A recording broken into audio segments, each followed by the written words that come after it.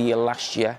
Could he go on and do the double and do it this year? Yeah, you'd think he could in the form that he's in. I think if he keeps going the way he is, certainly had a slow start to the season, but the run he's in right now, if that keeps going, Villa keep winning as well, he's got a great shout. You've been waxing lyrical about his manager as well, Unai Emery. What makes him so special then? And you think he's, what, the second best manager in the Premier League at the moment? Listen, there's no doubt Pep Guardiola is arguably the greatest manager in the world right now, maybe ever. So it takes a lot to beat him with his accomplishments. But, you know, you think of Slot, did a brilliant job with the Premier League. You think of Arteta, the job he's done at Arsenal as well. But you think of the body of work Unai Emery's done in different countries, different clubs, the trophies he's won. Yeah, you think of experience and quality, longevity in the game as well. I think there's only Pep who can, as I said, eclipse him. OK, you mentioned, we saw a bit of Foden, didn't we, in the Manchester City game as well, and you obviously mentioned Rodgers as well. Palmer obviously scored as well at the weekend. How do you see England's number 10 sort of shaping up? Where do you see that? Wow. It's pretty impressive, isn't it? It's really tough. And we actually thought it was tough just because we had Bellingham, Palmer and Foden. No one was really bringing Morgan Rodgers to the party at all, but credit to Thomas Tuchel. He hasn't gone with the big names. He's gone who he thinks is better for his system and how he wants to play. And it's been Morgan Rodgers. Bellingham, I think, had it in the last game, so it'll be really interesting how he tries to fit him in. He's mentioned Phil Foden almost like a false nine or a centre forward at different times in the last camp. But he is a special talent. You know, he was one of the players of the years, I think, a year or so ago as well. Last season, probably wasn't at his best at some stages of the season, but then you look at what he does to PSG in the final of the World Club Cup, and they were the best team in the world last season, so he's a special player as well. And how do you fit them all in? I don't know. That's what he's paid for, Thomas Tuchel. Exactly, he is paid a little bit of money to do that. We were talking about Chelsea as well. What did you make of Enzo Maresca's comments there? Do you think there's something going on behind the scenes that's not quite right there at the moment? Yeah, something isn't right at Chelsea, whether this has been brewing for a while or it's something just over the last sort of week, 10 days, when you go off the quotes of Maresca and that he hasn't had much support in the last 48 hours on the back of the defeat in Atalanta. So I think if you're a Chelsea fan, they're worrying quotes. Because I'm a big fan of Maresca, and we'll get into this in a bit more detail tonight. And it looks like there's a little bit of a power play starting already, and that never bodes well, especially for a manager. Yeah, that's not only going to end one way, do you think? Yes, yeah, that's what it looks like. OK. Talking of managers, and maybe they are having their own way at the moment, but it's not going all his own way. Thomas Frank, I mean, what's going on there with Spurs at the moment? What did you make of the performance? It was a lot down to Vicario, everyone's blaming. But do you think there are bigger problems for Thomas Frank to worry about other than just his goalkeeper at the moment? Yeah, there is, but listen, it was never going to be a quick fix at Tottenham. Yeah. I mean, Thomas Frank keeps mentioning it. I don't think some supporters like it, but they finished 17th last season. Now, Tottenham weren't the 17th worst or best team in the Premier League last season, but Tottenham should be competing for the Champions League places, I would say, in and around that top 6. I think they're round about mid-table right now and they're on a really poor run. And when you look at the underlying numbers that we do on Monday Night Football a lot, they don't bode well as well in terms of scoring goals and creating chances as well. So there's a little bit of sort of scepticism, I think, about at the moment with Tottenham supporters around the manager. And I think it's too early to be talking about his job or anything like that. But no doubt, because it was Daniel Levy who brought him in and he's been moved on, it's not a different ownership, but there's different people above the manager.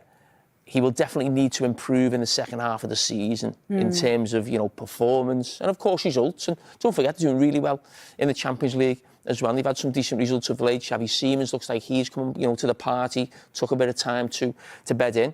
He's looked OK the last few games. Don't forget Maddison's being out, a friend of the show. Yes. Who did really well on Monday Night Football last week. Kulusevski, a fantastic player as well. So I think Thomas Frank has got enough things or reasons he can look at why you know, it's not as good as it should be right now, and also why it can improve in the second half of the season. Just finally on him, does he have to get the fans on board? So is it about wins? Every fan does. Is it about wins for Spurs fans, or is it about the performances? They always seem to go on about the performances. Fans will demand, and we want it all, don't we? Yeah.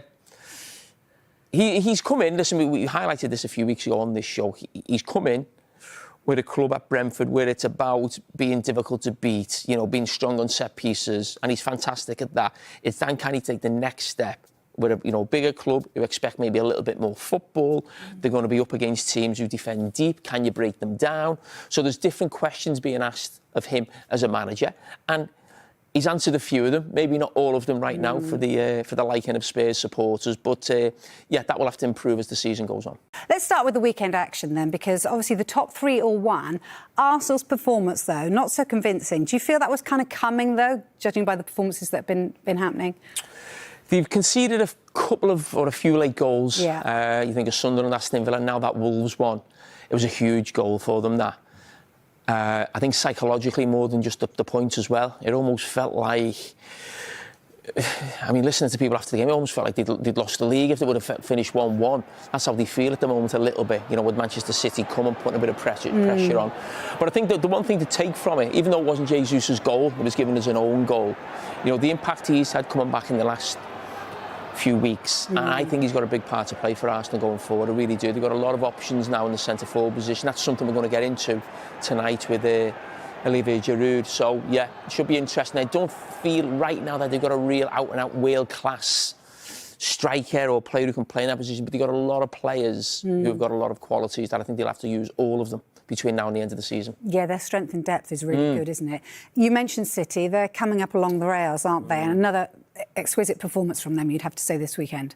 I'd call it exquisite result. I think performance-wise, I think Crystal Palace played really well in the first half and probably would be a little bit disappointed that they didn't go in front. Actually, I think Glasner after the game said that was a better performance from Crystal Palace than he had in the cup final, where they beat where they beat Man City at Wembley. But Manchester City rode the luck. But when you've got a fella like him up front, it's just one chance and it's a goal. And he's just absolutely phenomenal, isn't he? You just never think he's going to miss every time he gets a chance. And again, that's a big worry for Arsenal as well going forward. Yeah, he does make the difference, doesn't he? And then, of course, Aston Villa go on and get the win as well. Wow. Are they in the title race? They are, yeah, they're there. So you can't not talk about them as title contenders. The run they're on is fantastic. I think the run they're on now, Dave Jones said yesterday that even though Liverpool won the league last year, they'd never been on as good a run as that at any time last season.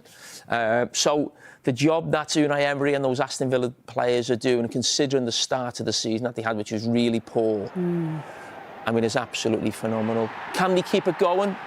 The only way they can keep it going is if that guy keeps going, Morgan Rogers. We said yesterday on Extra Time that for Aston Villa to have a genuine chance of the title, they'll need one of their players to be in the running for PFA Player of the Year, basically be one of the best players in the Premier League. He's the only one who I can see who can actually do that. He won the PFA Young Player of the